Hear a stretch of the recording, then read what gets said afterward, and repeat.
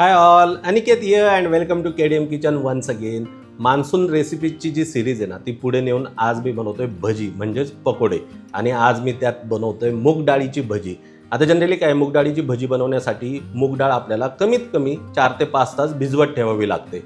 पण आता पाऊस काय सांगून येत नाही आणि पाऊस अचानक पडायला लागला आणि मूग भजी खायचं क्रेविंग झालं तर काय करायचं. तर हीच असणार आहे आपली पहिली टिप. डाळ न भिजवता कमी तेल पिणारी ही मूग भजी आतून मस्त सॉफ्ट आणि बाहेरून क्रिस्पी कशी बनवायची हे मी तुम्हाला सांगणार आहे. तर चला स्टार्ट करूयात मूग भजीचं बॅटर कसं बनवायचं त्यापासून. बॅटर बनवण्यासाठी 1 कप पिवळी मूग डाळ मिक्सर जारमध्ये घेऊन तिला जाडसरच ग्राइंड करायचे. हे बघा, हे असं. ही मूग डाळ ग्राइंड करून एका बाउलमध्ये काढून घ्यायची. आता बाउलमध्ये 1 कप गरम पाणी ॲड करायचं आणि चांगलं स्टर करत मिक्स करायचं. इथे एक महत्त्वाची टिप सांगतो. डाळ आपण बारीक वाटली आहे प्लस त्यात गरम पाणी सुद्धा ॲड केलंय. सो आता ही डाळ लवकर भिजेल आणि चांगली फुगेल सुद्धा. चांगलं स्टर करून झालं की झाकण ठेवून ही डाळ भिजण्यासाठी थोड्या वेळ बाजूला ठेवून द्यायची. मूग डाळ आपण जाडी भरडी वाटली आहे प्लस तिला गरम पाण्यात भिजवत ठेवले. याने काय होतं, मूग डाळ चांगली भिजणार आहे आणि भजी मस्त फुगणार आहेत. सो 4 ते 5 तास मूग डाळ भिजवत ठेवायची गरज नाही. वाचवले का नाही 4-5 तास. तर चला आता बघूयात पुढची प्रोसेस. बॅटरमध्ये आपल्याला काही इन्ग्रेडियंट्स ॲड करायचे. त्यासाठी 2 मीडियम साईजचे कांदे घेऊन त्यांना आपल्याला चॉप करायचे. कांदे चॉप करताना त्यांना जमेल तेवढं फाईन चॉप करायचे. पण इथे ना चॉपर न वापरता सुरीनेच त्यांना बारीक कापायचे. आपण दोन्ही कांदे एकदम बारीक चिरून घेतलेत. आता 3 ते 4 मिरच्या घेऊन त्यांना चॉप करायचे. या मिरच्या सुद्धा जमेल तेवढ्या एकदम बारीक चॉप करून घ्यायच्यात. मिरच्या जास्त तिखट असतील तर त्यांची क्वांटिटी कमी घ्या. सगळ्या मिरच्या अशा एकदम फाईन चॉप करून घ्यायच्या आणि बाजूला ठेवायच्या. मूग भजीला थोडा झणका ॲड करण्यासाठी 1 इंच आलं घेऊन हे आलं सुद्धा एकदम फाईन चॉप करून घ्यायचे. मिरच्या आणि आलं चॉपरमध्ये चॉप केलं तरी चालेल. मी इथे चाकूनेच आलं एकदम फाईन चॉप करून घेतलंय. आता एक बाउल घेऊन त्यात आपण चॉप केलेला कांदा ट्रान्सफर करायचा. त्याच बाउलमध्ये चॉप केलेली मिरची आणि त्याचबरोबर फाईन चॉप केलेलं आलं ट्रान्सफर करायचं. सोबतच एकदम फाईन चॉप केलेली कोथिंबीर सुद्धा ॲड करायची आणि हा बाउल सध्या बाजूला ठेवून द्यायचा. आता डाळीचा बाउल चेक करायचा. आपली डाळ छान भिजली आणि मस्त फुगली आहे सुद्धा. ह्या डाळीला एकदा चांगलं स्टर करून घ्यायचं. हे बघा किती छान भिजली ही डाळ. चांगलं स्टर करून झालं की ही डाळ परत एकदा मिक्सर जारमध्ये घ्यायची. सगळी डाळ ॲड करून थोडंसं पाणी ॲड करायचं. इथे तुम्ही गरम पाण्याऐवजी नॉर्मल पाणीही वापरू शकता. आता ही डाळ परत एकदा वाटून तिची ही अशी फाईन पेस्ट बनवायची. ह्या बॅटरची कन्सिस्टन्सी बघा. हे बॅटर असं थिक आणि इझी टू पोर बनलं पाहिजे. पातळ आणि फ्लो होणारी कन्सिस्टन्सी आपल्याला नकोय. ह्या स्टेजला चिमूटभर खाण्याचा सोडा बॅटरमध्ये ॲड करायचा आणि बॅटर चांगलं स्टर करत फेटून घ्यायचं. आपण डाळ न भिजवताच ही मूग भजी बनवतोय. सो सोडा ॲड केल्याने ही भजी सॉफ्ट आणि खुसखुशीत बनते. चांगलं स्टर करत फेटून घ्यायचं. सोडा बॅटरमध्ये युनिफॉर्मली मिक्स करून घ्यायचा. अजून एक महत्त्वाची टिप. हे बॅटर तुम्ही जेवढं फेटून घ्याल तेवढी आपली मूग भजी सॉफ्ट आणि हलकी बनते. सो हे बॅटर जमेल तेवढं चांगलं फेटून घ्या. 10 ते 15 मिनिटं चांगलं फेटले आता मी या पिठाला. आता बॅटरची कन्सिस्टन्सी सर्वात महत्त्वाची. कन्सिस्टन्सी जर परफेक्ट असेल तरच भजी छान होणार आहेत, फ्लफी होणार आहेत. आता कन्सिस्टन्सी परफेक्ट झाली आहे का हे कसं चेक करायचं ह्याची टिप सांगतो.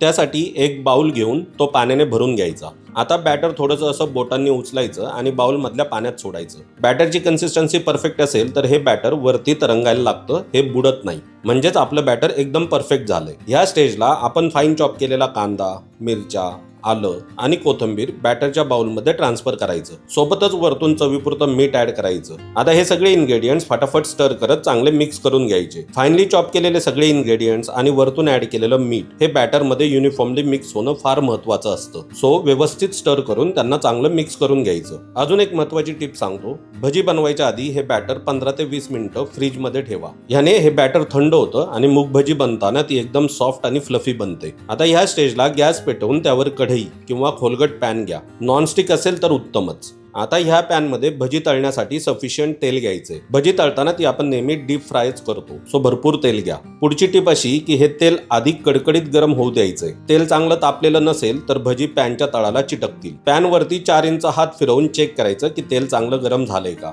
बॅटर फ्रीजमध्ये ठेवण्या इतका 15 ते 20 मिनिटाचा टाइम नसेल तर बॅटरमध्ये 2 मोठे चमचे गरम तेल ॲड करायचं आणि चांगलं स्टर करायचं. असं केल्याने सुद्धा मूग भजी एकदम सॉफ्ट आणि हलकी बनतात. ती डेन्स आणि फ्लॅट बनत नाहीत. बॅटर फेटून झालं की बोटांनी थोडंसं बॅटर असं उचलून कडकडीत गरम तेलात अलगद सोडायचं। अशा प्रकारे साधारणतः 7 ते 8 भजी तेलात सोडायच्या। जास्त भजी एकदम तेलात सोडायच्या नाहीत। तुम्ही जर भरपूर भजी एकदमच तेलात सोडल्या तर तेलाचं टेम्परेचर सडनली कमी होईल आणि भजी नीट होणार नाहीत। एका साईडने भजी चांगल्या फ्राय झाल्या की त्यांना पलटून घ्यायचं आणि दुसऱ्या साईडने सुद्धा चांगलं फ्राय होऊन द्यायचं। सगळ्या भजी चांगल्या फ्राय झाल्या आणि त्यांना असा मस्त गोल्डन ब्राऊन कलर आला की झारा किंवा जाळीने त्यांना उचलून तेल चांगलं निथळून घ्यायचं आणि दुसऱ्या जाळीत ट्रान्सफर करायचं। तुमच्याकडे अशी दुसरी फ्लॅट जाळी नसेल तर प्लेटवर टिश्यू पेपर ठेवून त्यावरही तुम्ही ही भजी काढून घेऊ शकता। भजीचा एक घाणा झाला की गॅस मोठा करून तेल परत चांगलं गरम होऊन द्यायचं। प्लस उरलेलं जे बॅटर आहे ते भजी सोडायच्या आधी प्रत्येक वेळी चांगलं फेटून घ्यायचं। असं केल्याने सगळे इन्ग्रेडियंट्स पुन्हा एकदा युनिफॉर्मली मिक्स होतात। फेटून झालं की आधीच्या प्रोसेस प्रमाणे बोटांनी बॅटर घेऊन तेलात अलगद सोडायचं। परत एकदा 7 ते 8 भजींचा घाणा तळून घ्यायचा। बॅटर संपेपर्यंत अशाच बॅचेस मध्ये सगळ्या भजी दोन्ही साईडने गोल्डन ब्राऊन होईपर्यंत तळायच्या आणि जाळीत काढून घ्यायच्या। तुम्ही बघू शकता किती टेम्पटिंग कलर आलाय, टेक्स्चर पण किती भारी आले। आपल्या सगळ्या भजी आता तळून झाल्यात। अशा जर आयडियाज आणि टिप्स तुम्ही फॉलो केल्या ना तर डाळ न भिजवताही एकदम क्रिस्पी झटपट बनणारी आणि फ्लफी, आतनं सॉफ्ट बाहेरनं क्रिस्पी मूग भजी अगदी तुम्ही इझिली घरी बनवू शकता।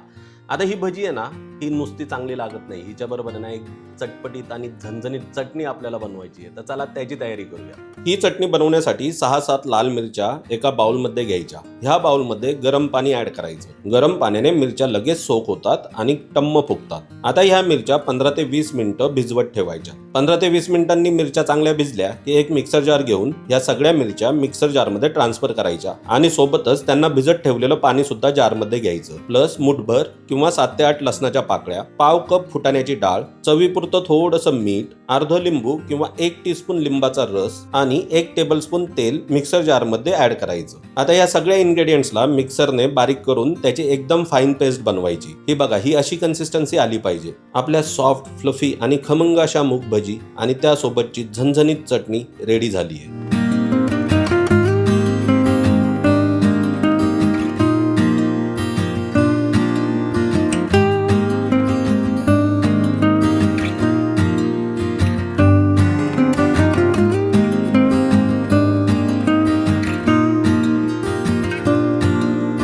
मूग डाळ न भिजवता सुद्धा ही मूग भजी क्विकली आणि इझिली कशी बनवायची याची प्रोसेस मी तुम्हाला दाखवली।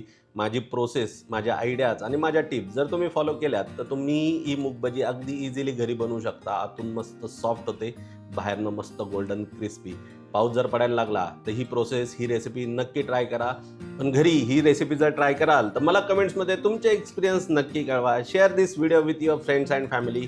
Don't forget to subscribe our YouTube channel. भेटूया अशाच भन्नाट रेसिपी बरोबर केडीएम किचनच्या पुढच्या व्हिडिओमध्ये। तोपर्यंत गुड बाय।